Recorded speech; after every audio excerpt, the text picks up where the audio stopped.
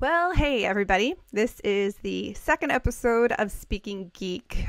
And if you joined me for the last one, you remember that one of our big topics was what to do when life throws you a curveball. And I said that's when you're supposed to say plot twist and be flexible and keep going. Yeah, well, plot twist. That's why you haven't heard from me in a couple of weeks.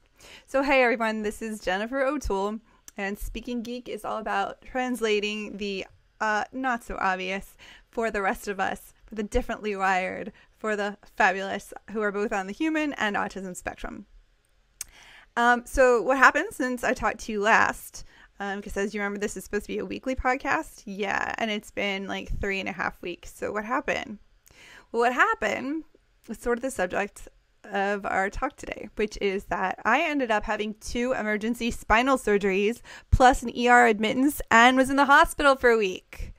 These are not good things, people. I danced forever and apparently I'm falling apart before I even turned 40. That's not cool, guys. Not cool. And I'm going to be really honest. And that's kind of part of what I want to tell you about. One of the things I was watching on Amazon during the long period that I've been laying flat on my back looking at nothing, which I'm pretty much supposed to still be doing right now. I've been watching a lot of things on Amazon, Prime membership. One of them was this whole show on Churchill. And I heard him use a phrase which apparently was common, but I didn't know it myself actually. And it was the black dog. And it's a euphemism for really depression. And I think that part of what's so important about this podcast is being honest with each other, And the reality is that those of us on the spectrum, it always boggles my mind when people think that we don't feel as much, right? And those of us who are on the spectrum know that the reason we can get Spockish from time to time or can get so emotional that it's just too intense for a lot of people to know how to manage is because we feel really deeply and extremely. It's not that we don't feel, it's that we feel so much that sometimes some of us can turn it off, have to turn it off and wall up, shields up. And that's how they get through the times where the black dog is barking down the doorway. I'm not one of those people. I can't do that. I don't know if that's good, bad, or indifferent, but I can't. For me, when that black dog is barking at me, and I think it's important to understand that feeling depressed, right, that's different than just feeling sad. This is a chemical reality in your body, and it's not something that you can just shake.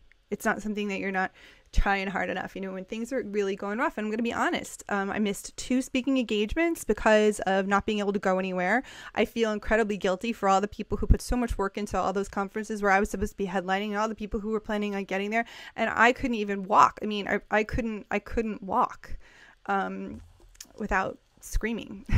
And I know it's not my fault, but I feel guilty. I feel guilty that my whole family, my kids didn't get to go anywhere for summer vacation. School starts back this week for them. And although it's not my fault, I feel like it is. And, isn't it funny? I have heard it said, and I think it's really important for all of us to remember, if we treated ourselves the way we treat friends, how different would it be? If, you may not think that you're a bully, but then again, if you consider how you speak to yourself in your own mind, I wonder if we all kind of are bullies to ourselves. So what I did while laying there stuck on a bed, which honestly I'm probably going to be for a while more still, is I was really honest.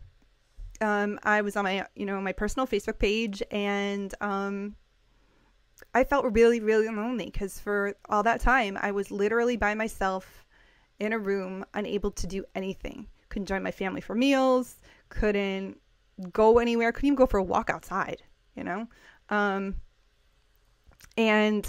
I'm not a still person. This didn't feel good. And more every day, I found myself just full of tears. And I couldn't keep it. I couldn't keep it together, really. And so what I did was I was honest. There's a fine line that we on the spectrum walk between, TMI and asking for help or being real. Notice that I'm talking about, this is my personal Facebook page, and I wasn't putting out there, hey, I'm going to do something drastic. That's not what Facebook's for. That's what emergency is for. But what I did put was a little bit of honesty, which is, okay, folks, you know what? I am bored and I'm hurting and things aren't going the right direction and I feel sad and lonely and I'm trying really hard not to think about it because I feel like if I think about it too much, it's going to will it into reality. I bet some of you have felt that before too. And I was shocked. I was absolutely shocked because the honest truth is, I have this sort of high profile job, right? I get to write books, which is super cool. And I get to go around the world and speak in front of thousands of people. Those are all super, super cool, real things. But guess what? Like most Aspies, I really don't have very many friends, close friends. My best friend passed away 2 years ago. I am an only child. She was like my sister. It doesn't leave me with too many people who I feel like I could really trust.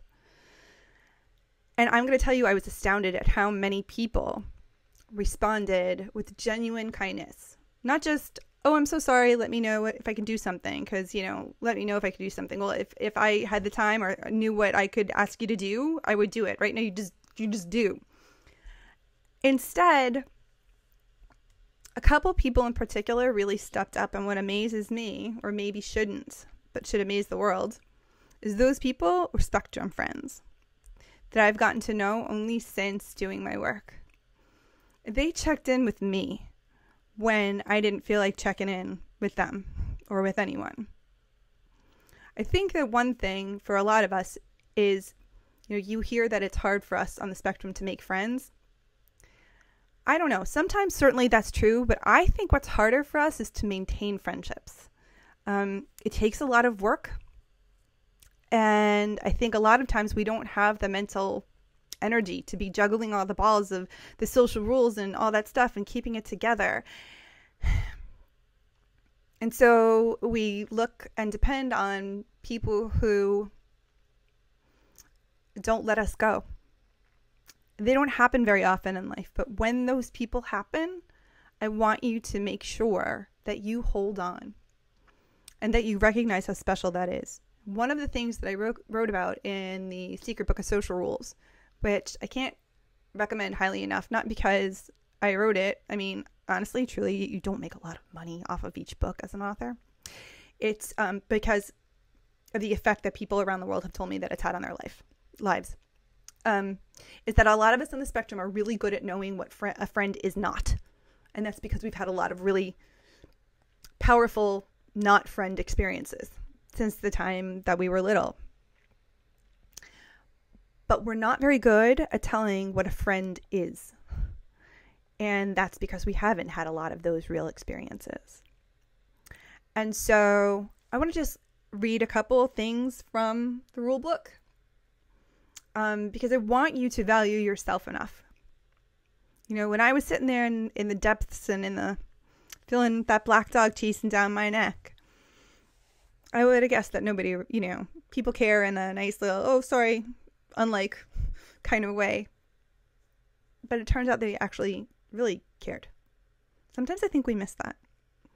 So, a couple things to look for when you're considering really who's out there, because I think you would be surprised. I think that's my main message, is be forthright when you're hurting.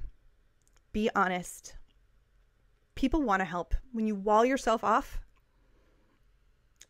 nobody can reach in and show you the parts of yourself that matter, that are beautiful, that are awesome, that you don't see. I know, I get that from personal experience. So that's the first thing. And second, remember that an acquaintance is not a friend.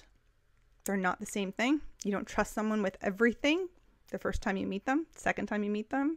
There's a pyramid for levels of friendships. But what a friend does, here's just a couple things. They reach out to you as much as you might reach out to them. There's a balance, like a seesaw or a tennis match. They introduce you to friends of theirs because they think you're special and they want you to have a larger pool of wonderful people. A good friend isn't a friend's hog, you know? They stand up for you, even if you're not there. That's really important. You know, if somebody says something to you about someone you care about, I think a great answer is, you know what? I'm less interested in what you're saying than why you feel comfortable saying it to me, because that person is my friend. They listen to you.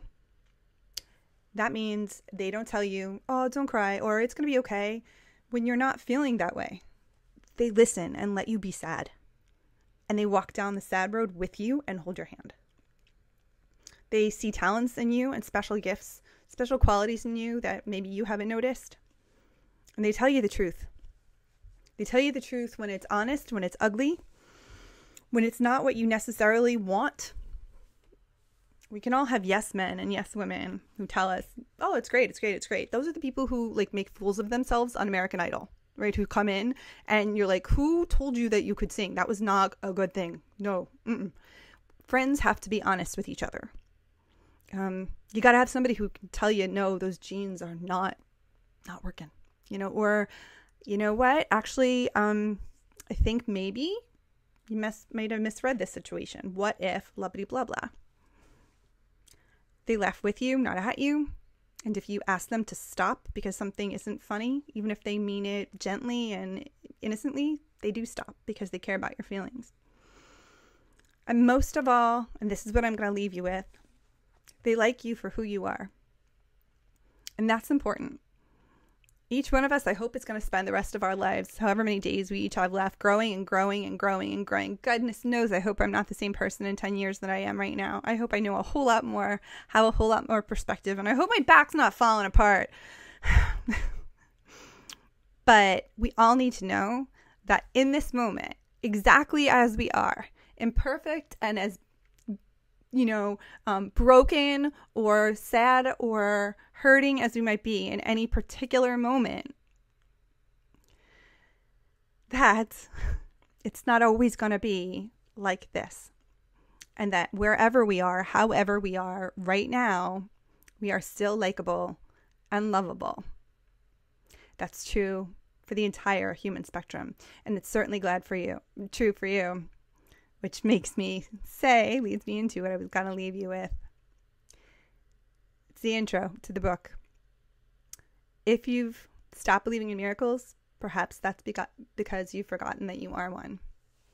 And I, for one, am really, really, really, really glad that you happened. So, in what's been a tough week for me, or a tough month for me, I'm really glad to have you. And I hope I can be that for you right back. Thanks, you guys. And I will talk to you next week on Speaking Geek. I'm Jennifer O'Toole. Have a great week. Bye.